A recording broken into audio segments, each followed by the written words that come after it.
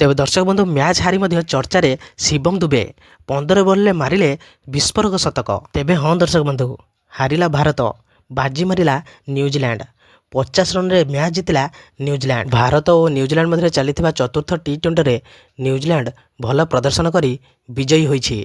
प्रथमे भारत टॉस जीति फिल्डिंग करने निष्पत्ति नहीं।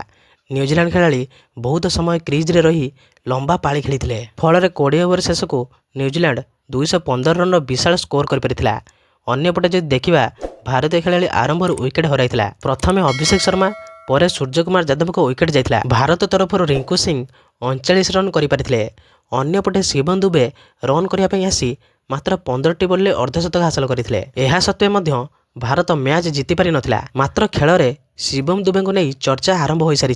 से न्यूजीलैंड विपक्ष चतुर्थ टी20 मैच रे 15 बॉल अर्धशतक हासिल करते। टी20 क्रिकेट इतिहास रे भारत पर से तृतीय द्रुततम अर्धशतक हासिलकारी बैट्समैन होते। पूर्व मात्र 3 दिन पूर्व अभिषेक शर्मा 14 बॉल अर्धशतक हासिल करते। यह भारत पर द्वितीय द्रुततम अर्धशतक थिला।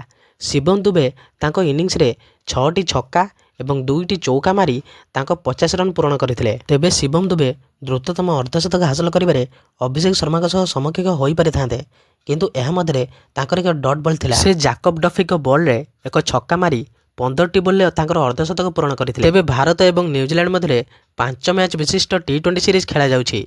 एथि मध्यरु 3टी भारत बाजी मारिछि। तेबे एहा मध्यरु गोटिए न्यूजीलैंड जीतिथिले मध्य भारत सीरीज हाथी सारी। तेबे यही प्रकार वीडियो देखा आपण मैंने यही चैनल को सब्सक्राइब कर दिंतु, कारण यही प्रकार वीडियो आपण मैंने यही चैनल देखा पाइबे। तेबे रहिली जय श्रीराम।